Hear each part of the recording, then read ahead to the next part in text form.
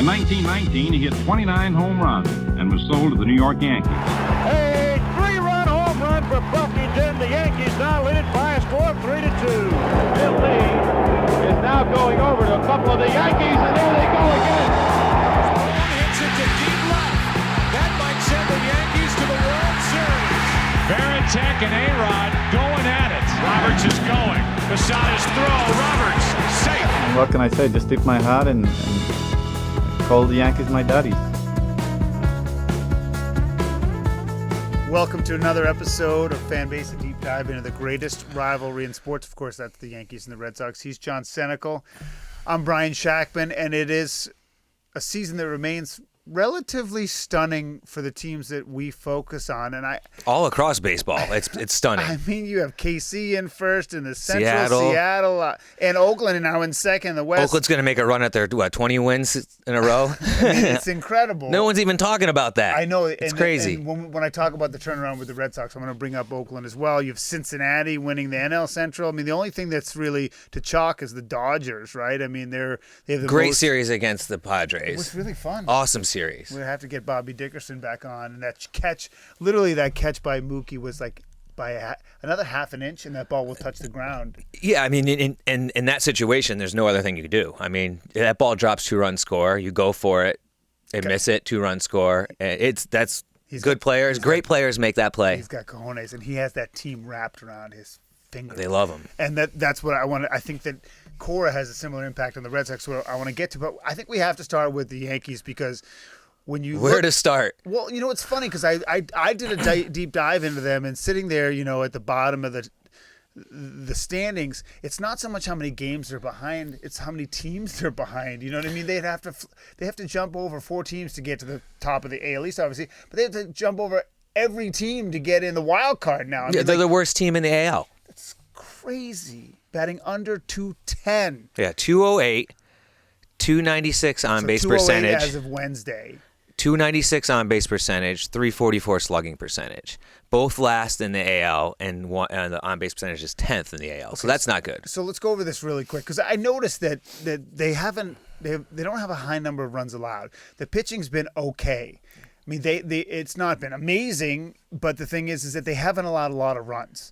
And so, obviously, we isolated the hitting. So, what have you seen? Like, what's the problem? They are definitely not hitting, period. I mean, they're like, who's the GOAT? Who looks stupid up there? Like, what is the deal? Who's going to get fired or benched? Torres looks awful in the field and hitting.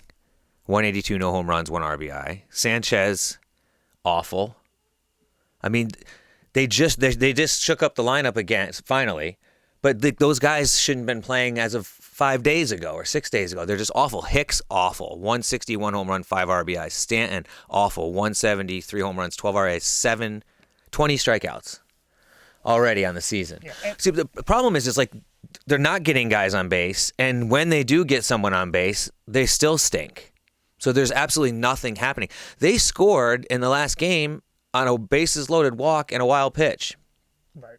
It wasn't even a Tuesday. And Ronald Acuna didn't play. Right. No, I mean that is a good example of a win that didn't feel like almost like a win. And you asked like who's going to get fired or whatever. No, I don't think anyone's getting fired now. But we had talked in the earlier episodes about the Jay Bruce experiment. Well, he solved that because he retired, right? Yep. But they had to shake something up. Ford is in, the Devil's sitting.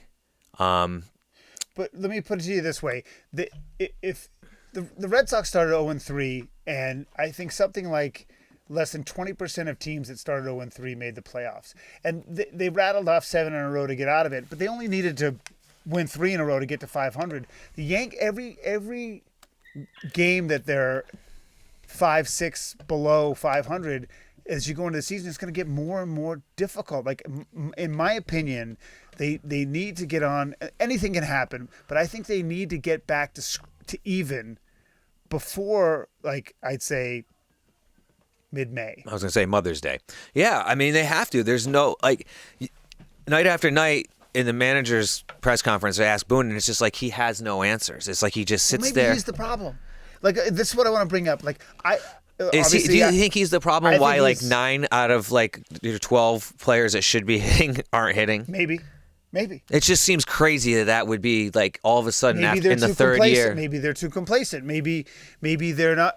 I don't. A bunch of overpaid superstars? I can't tell you, but when I look at Alex Cora and I compare what the team did during the pandemic and now, what I'm saying about Cora is that I don't know if he's that good at X's and O's, but yes, of course, he appeals to the Latin players a lot. But he's also found a way, like with Eduardo Rodriguez, to be tough on him, but also have Eduardo Rodriguez trust him. And the thing is, he's bringing out the best out of a generally lazy guy. Like Rodriguez, left to his own devices, probably would have his hand in his pants playing Xbox with the other hand. Like he just has that. Right. He emotes that kind of personality. And Cora's that. And so, I mean, with the exception of 2003, I like Aaron Boone. I think he's a good baseball guy, but at some point you have to say, what's the deal? You have to step back and it's not like the whole business as usual Yankees thing. You need like the Billy Martin to get fired up. Like I've been saying, like they need CeCe to go in there and go gorilla in the clubhouse. He's a special advisor. Get in there and tell these guys how to play some ball. And you can't tell me that they're overpaid prima donnas. There is not. If you think about it, how many people on the Yankees are making that much money? Mike Stanton and Garrett Cole. And Aroldis Chapman. Mike Stanton. Right? That's what we'll call him. We'll call him Mike Stanton now, right? Because honestly, there's three guys, right?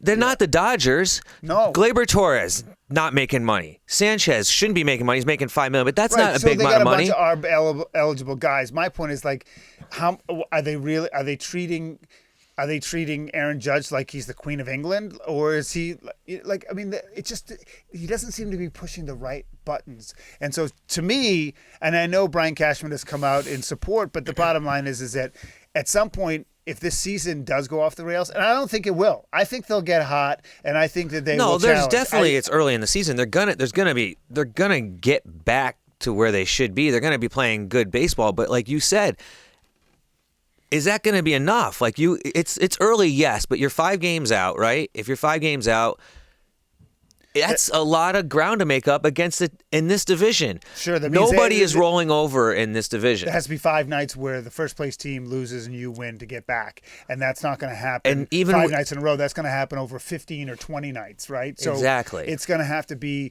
to really get themselves back in the mix. They don't have to win 10 in a row, but they have to win. They got to win like. If I was Boone, I'd say let's just start to win series. I was just going to say that. You got to win a series. 3 out of 4, 2 out of 3. Eventually, you'll just get there. And I think that these guys are pros. They're competitive. I honestly think if you pitch it to them that way, then they look at it competitively in a different light.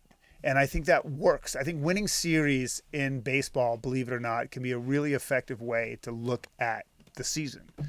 Right. It seems it's a very short picture, but it's a big picture thing. That's the thing with baseball is that if you need to narrow down to the moment sometimes because it's such a long season and you have to forget what just happened and all this other stuff. All the cliches are true. But do you think they need someone to go in there? I mean, they said that they had a thing the other night where they kept it in the clubhouse, but like Aaron Boone just got a pacemaker put in. I don't see him in there just going straight up crazy town. I don't think they need the manager of the Durham Bulls throwing the bats in the showers. Like, that's not what I'm talking about. You lollygag your way around. I just think they need...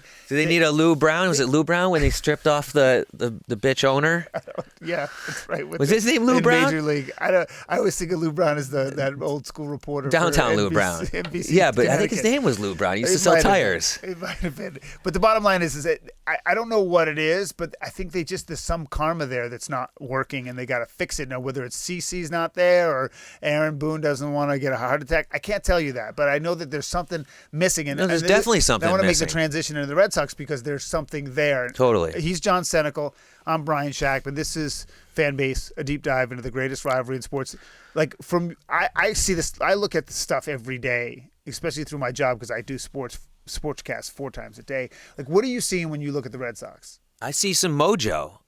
I see them doing their, waving to the dugout and doing their little laundry cart down I'm telling you, dude, Kiki Hernandez. You love him. I love Kiki Hernandez, dude. He was money for the Dodgers. I told you before the season started. I texted you as soon as that happened that he is going to be an X factor for you. Now, you're getting your wish that JD is being back to JD. Will he keep going? Dude, the guy doesn't seem like he can miss now. And say what you want about Devers' defense, the dude is hitting.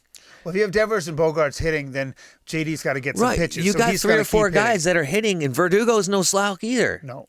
You got 3 or 4 guys on your team that are hitting. Your pitching can be mediocre. Well, there's two things I want to say. One is Cora, and the reason why, and I'm not saying he's a better manager than Aaron Boone, but he lets them be themselves. But somehow, and this is my biggest gripe with a modern athlete, is that nobody holds him accountable. It seems like Cora has got the confidence enough to find a way. Even sometimes, like with Rodriguez, Eduardo, he even needled him 2 years ago in the media, and so I think it's important to have that balance where you have enough respect where you can be hard on them, but also let them be them. Like the stuff like the laundry cart on home runs going down the thing, let them have fun. Right. They're big men playing a kid's game, and if it's not fun, it's kind of a waste of their talent. It doesn't work, and I think he gets that. And maybe Boone just seems a little more buttoned up than that. And the other thing I wanted to say is, they don't have a great staff, but I would say that if Evaldi's been good, Eduardo Rodriguez has been good. If they can get Sale back mid-season and have him, they don't have to. That's your free agent pickup. Right.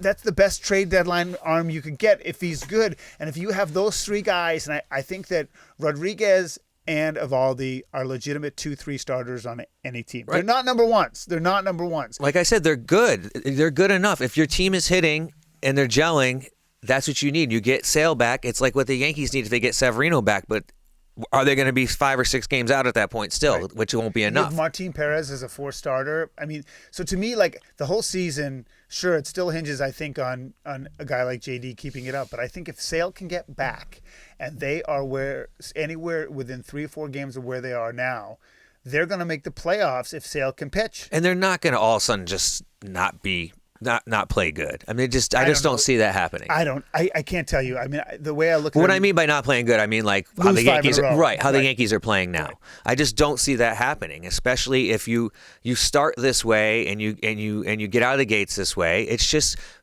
baseball is more mental and streaky, and every one of those players on that field knows there's going to be some crap they're going to go through. Yeah. Listen, before we go, this is a curveball for you, but I'm going to ask it anyway. Out of the entire league, all of baseball, what has been like the most pleasant surprise for you, or the thing that's caught your eye when you're not focusing on the Yankees that you've sort of? The Yerminator in Chicago. Where did that guy come from? Yerminator, Mercedes. For the Chicago White Sox. I don't even know. I've never heard of that guy, and all he's doing is raking. Yeah, that's a good one. There's been so many crazy things. 2 no-hitters, almost no-hitters, crazy defense. I love the Oakland A's story I'm into because no one pays attention to it. 10 wins. It's crazy. And ever since, I know it's so weak for me to say this, but, reading Moneyball, I read Moneyball right when it came out, and it was so transformative to watch all those names come through baseball because they weren't big names when the book came out. And I know Bean's not really that involved anymore, but for them to start the season, I don't know, was it 0-6 or something like that? And now to rattle off all those wins in a row, I just think is cool. And Mitch Moreland right in the middle of it. I love Mitch. I love Mitch. He's this year's Scott Hatterberg. And I love the fact that we get to see the Padres and the Dodgers play 14, 15 more times. Because I think that they are, when you have, it was true with the Yankees and the Red Sox in the early part of this century, when the 2 best teams in baseball are in the same division, it's cool. It is really cool. And they are, in my opinion, on paper, the 2 best teams when everybody's healthy. And I think that the Padres, for them to feel like, they're the underdogs is an interesting dynamic. And it wasn't those. People should go to YouTube and watch some of the highlights because it was a fun series from top to bottom. Yeah, it was a very good series. Yep. And baseball in general has been insane so far this year. I'm very looking forward to the rest of it. Yeah, I'm thinking about taking the boys early May. The Sox are in Baltimore. And I don't know what the capacity is, but the tickets aren't that bad. I'm thinking of just cashing in some Hilton Camden points, Yards is awesome, making too. the run down. So We've done awesome. it once before, but it's just so enjoyable to go down there. That is probably, of all the parks I've been to, my favorite. We should have an episode on favorite ballparks. It's such an awesome ballpark. I've been to probably maybe 12 or 13 or so, or 14, I don't know. And some are gone, some are burned down, I guess. It's almost 30 years old now. And it's an old one. Yeah. And Atlanta's already got a new stadium in the meantime. Right. It's kind of funny. But so I'm thinking of doing that because once COVID is eased, I got my 2 shots. I'm ready. That's to go. not a bad drive either. What is it from Connecticut? It's like 5.5. Oh, that's not bad. Depending on how fast you're going. All right, listen, that's it for another episode of Fan Base, a deep dive into the greatest rivalry in sports. He is Mr. Yankee, John Senecal. And I'm Hopefully Brian better Chapman. times ahead. I can't wait till next time. Maybe they'll be worse or better, but either way, you would not have predicted the Red Sox in first and the Yankees in Oh, last. no. All the pundits are rolling over right now. Including us. We'll see you next time. You can watch us on YouTube and listen to us wherever you're listening now, on Spotify, Apple, where else, John? Any place else? iHeart, Google, pretty much anywhere you can get a And do podcast. me a favor. Like it, share it. We appreciate it. Talk to you next time.